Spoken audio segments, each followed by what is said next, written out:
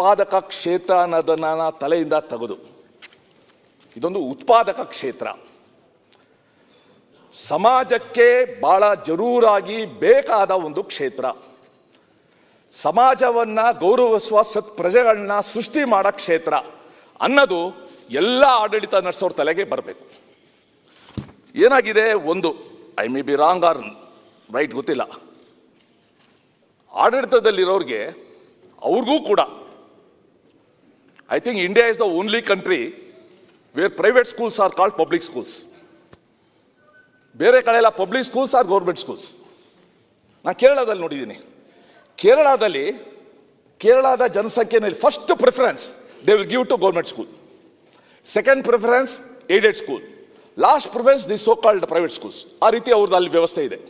So ನಮ್ಮಲ್ಲಿ ಇದು ಮಾಡೋಕ್ಕೆ ಯಾಕೆ ಆಗೋದಿಲ್ಲ? ನಾನು ಹಿಂದೆ ಶಿಕ್ಷಣ ಸಚಿವವಾಗಿದ್ದಾಗ unfortunately I was a war time general, not a peace time general. Covid ಬಂದಾಗ ಶಾಲೆಗೆ ನಡೆಸೋದು ಕಷ್ಟ ಇದ್ದಾಗ ಎಜುಕೇಷನ್ ಮಿನಿಸ್ಟರ್ ಆಗಿದೆ. ಆದರೂ ಕೂಡ ವಿದ್ಯಾಗಮ ಎಲ್ಲ ತರಕ್ಕೆ ನಾವು ಪ್ರಯತ್ನ ಪಟ್ವು ನಾವು. ಸೊ ಈ ಹಿನ್ನೆಲೆಯಲ್ಲಿ ನಾನು ತಮ್ಮ ಮುಂದೆ ಇಷ್ಟು ವಿಚಾರ ಇಡೋಕ್ಕೆ ಇಷ್ಟಪಡ್ತೀನಿ. ರಾಜ್ಯದಲ್ಲಿ ಸುಮಾರು 41,000ಕ್ಕೂ ಹೆಚ್ಚು ಪ್ರಾಥಮಿಕ ಶಾಲೆಗಳು ಸರ್ಕಾರಿ, ಸುಮಾರು 4,800ಕ್ಕೂ ಹೆಚ್ಚು ಸರ್ಕಾರಿ ಪ್ರೌಢಶಾಲೆಗಳು ಕಾರ್ಯನಿರ್ವಹಿಸ್ತವೆ. ಸಬ್ಜೆಕ್ಟ್ ಕರೆಕ್ಷನ್ ಆ ಫಿಗರ್ಸ್ ಹೆಚ್ಚು ಕಡಿಮೆ ಇರ್ಬೋದು. ಸುಮಾರು 1,80,000 ಶಿಕ್ಷಕರು ಪ್ರಾಥಮಿಕ ಮತ್ತು ಪ್ರೌಢಶಾಲೆಗಳಲ್ಲಿ ಕಾರ್ಯನಿರ್ವಹಿಸ್ತಾ ಇದ್ದಾರೆ. 1,80,000. ರಾಜ್ಯ ಸರ್ಕಾರದ ಆಯವ್ಯಯದ ಬಹುಪಾಲು ಮೊತ್ತ ಸರ್ಕಾರಿ ಶಾಲೆಗಳ ಸಬಲೀಕರಣ, ಗುಣಮಟ್ಟದ ಶಿಕ್ಷಣ ನೀಡಲು ವ್ಯಯಿಸಬೇಕು ಅನ್ನೋದು ನಮ್ಮ ಉದ್ದೇಶ, ಭಾವನೆ. ಅದ್ರ ಜೊತೆಗೇನೆ ವಿದ್ಯಾರ್ಥಿಗಳ ದಾಖಲಾತಿ.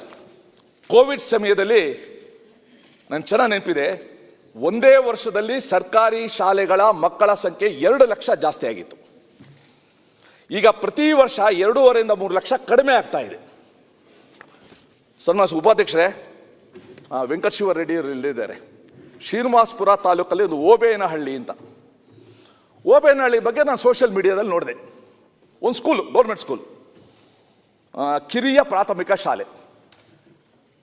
ಅಲ್ಲಿರೋದು 1, 2, 3, 4, 5 5 ಕ್ಲಾಸ್, ಅಂದರೆ 1 to 5 ಕ್ಲಾಸಸ್.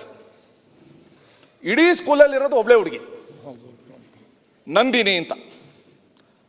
ನನಗೆ ಆಶ್ಚರ್ಯ ಆಯಿತು, ಒಬ್ಳು ಹುಡುಗಿ ಏನಪ್ಪ ಮಾಡೋಕ್ಕೆ ಸಾಧ್ಯ? ಹೋದೆ ನಾನು ಆ ಸ್ಕೂಲ್ ಹುಡ್ಕೊಂಡು.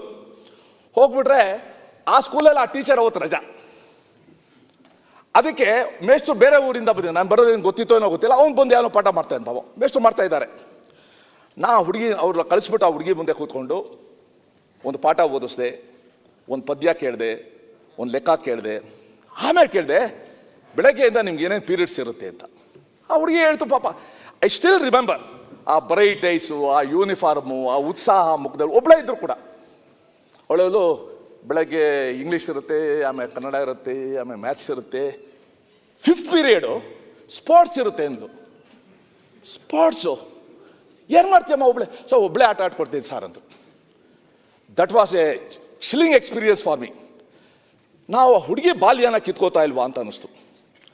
ನನ್ನ ಪ್ರಕಾರ ಮಕ್ಕಳು ಶಾಲೆ ಒಳಗಡೆ ಕಲಿಯೋದಕ್ಕಿಂತ ಶಾಲೆ ಹೊರಗಡೆ ಕಲಿಯೋದೇ ಜಾಸ್ತಿ.